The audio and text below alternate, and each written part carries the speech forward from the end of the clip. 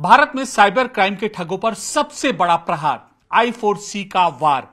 I4C एक संस्था है जिसके जरिए 1930 की हेल्पलाइन लॉन्च की गई है और इस हेल्पलाइन ने पिछले 2 साल में मासूम लोग जिनके पैसे ठगे गए हैं 300 करोड़ से ज्यादा रुपए बचाए हैं। और कैसे ये पूरी की पूरी 1930 काम करती है, Indian cyber crime coordination centre यानी कि I4C कैसे काम करती है, कैसे लोगों का पैसा वापस दिलाया जाता है। दिन रात ऐसे लोग लगे रहते हैं हमारे भारतीय व्यवस्था में, गृह मंत्रालय में। और हम इनसे बात करते हैं। हिमांशु पांडे जी हैं, इस प्रोजेक्ट के वरिष्ठ अधिकारी हैं। हम इनसे बात करते हैं। हिमांशु जी, I4C इसकी अहमियत क्या है आज एक आम भारत के जनमानस के मन में? देखिए, Indian cyber crime coordination centre Bharat सरकार की एक बहुत महत्वाकांक्षी स्कीम है जो साइबर जगत में जितने साइबर क्राइम हो रहे हैं, साइबर अपराध जो हो रहे हैं, उनकी रोकथाम के लिए स्कीम बनाई गई है, जिसका विजन साफ साफ आपके स्क्रीन में देख रहे होंगे, to create a safe cyber space for citizens of India. और साथ साथ में एक ऐसा ढांचा, ऐसा इकोसिस्टम बनाना जिससे साइबर क्राइम की पहचान हो सके, रोकथाम हो सके, उनका अभियोजन हो सके और इन्वेस्टिगेशन हो सके। जो ये हेल्पलाइन है, ये पूरी की पूरी हेल्पलाइन काम कैसे करती है? ये साइबर क्राइम हेल्पलाइन नंबर जो हमारा national cyber crime reporting portal है, उसी का ही एक विस्तृत रूप है। मैं आपको पहले रूपरेखा बता दूं। I4C के जो 7 वर्टिकल्स हैं, उन 7 वर्टिकल्स में एक सबसे जो महत्वपूर्ण वर्टिकल है, जो सिटीजन सेंट्रिक है, जो आम जनता के लिए बनाया गया है, वो है national cyber crime reporting portal. उसी में एक नेशनल साइबर क्राइम हेल्पलाइन 1930 विकसित की गई है, जो 2021 में हम लोगों ने शुरू की थी। National cyber crime reporting portal में सिटीजन को लॉगिन करके अपनी कंप्लेन लॉगिन करनी पड़ती है। वहीं नागरिकों को उसको सुविधा देने के लिए 1930 एक हेल्पलाइन नंबर दिया गया, ताकि आप देखें जो हमारे आंकड़े बताते हैं, जितने भी साइबर अपराध होते हैं उसमें से लगभग 60% जो हैं वो फाइनेंशियल फ्रॉड्स हैं, जो फाइनेंस से रिलेटेड फ्रॉड्स हैं, जिसमें आम जनता का, सिटीजन का पैसा चला जाता है। क्रमबद्ध तरीके से आप बताएं कैसे ये पूरी हेल्पलाइन काम करती है। जब किसी सिटीजन का के साथ फाइनेंशियल फ्रॉड होता है, कितने भी अमाउंट का फ्रॉड अगर होता है, तो वह क्या करता है, सबसे पहले 1930 पे कॉल करता है।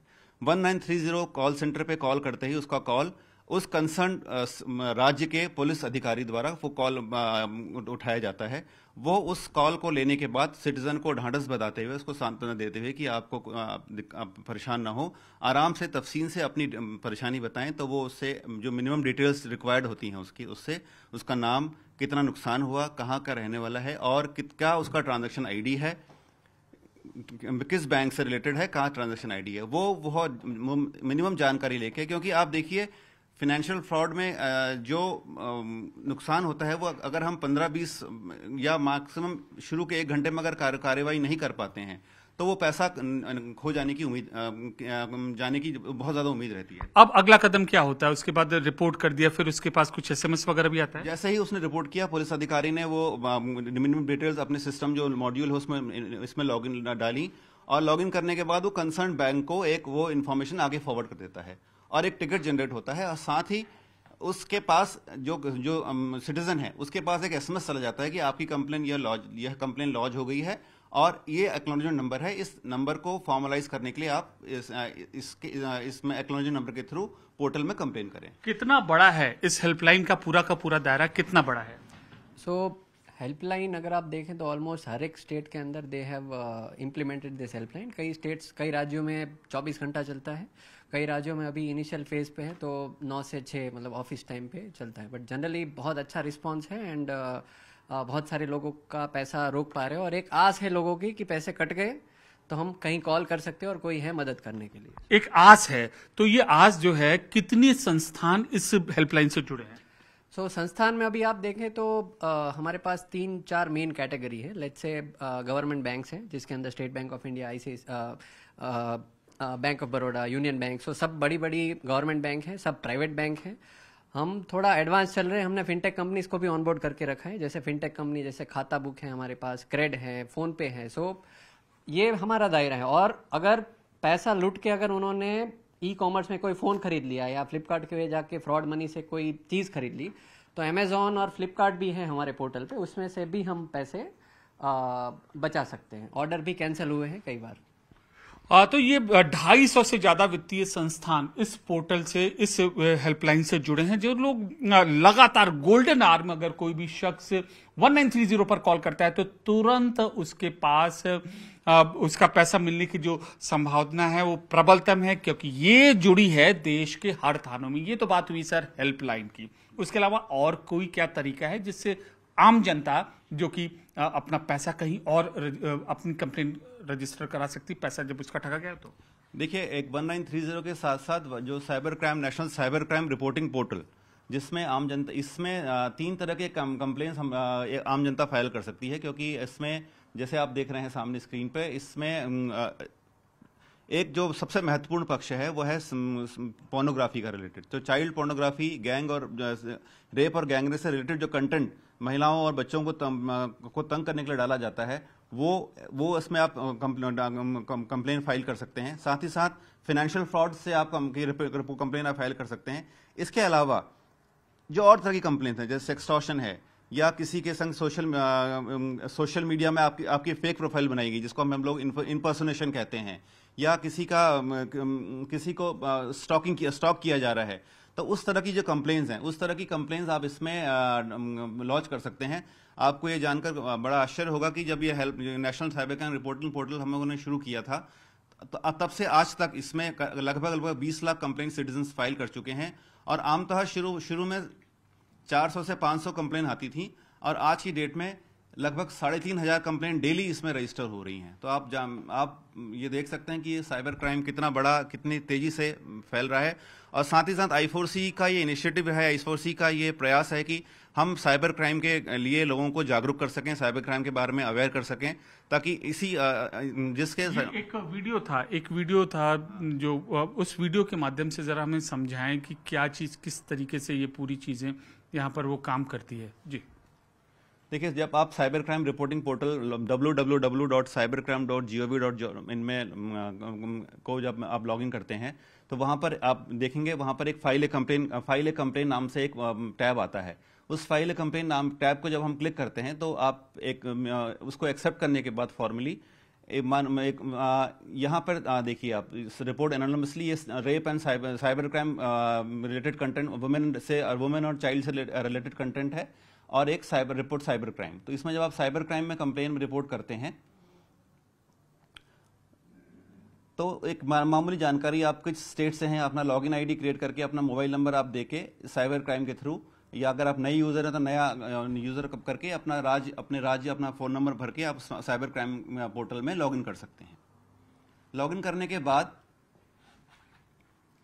यहाँ पर 3-4 डिटेल्स आपको भरनी होती हैं, जैसे इंसिडेंट डिटेल, आपके किसी व्यक्ति के संग इंसिडेंट कब हुआ, कौन सस्पेक्ट था, कौन कंप्लेंट था, इनके बारे में मिनिमम जानकारी देने के बाद वो अपनी कंप्लेन फॉर्मली वहाँ रजिस्टर कर सकता है।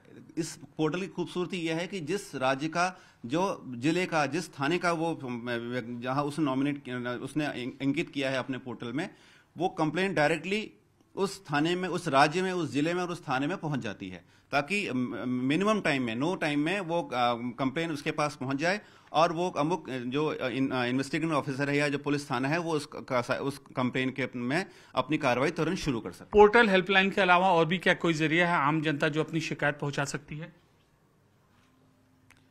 पोर्टल के अलावा सभी राज्यों के अपने अपने साइबर सेल हैं, वो अपने साइबर सेल के जाके भी अपनी कंप्लेन वहां लॉन्च कर सकते हैं। अच्छा सर, ये बताइए कि और क्या चीजें हैं जो इसमें और आने वाले दिनों में जो ये डेवलपमेंट होने वाले हैं इसमें?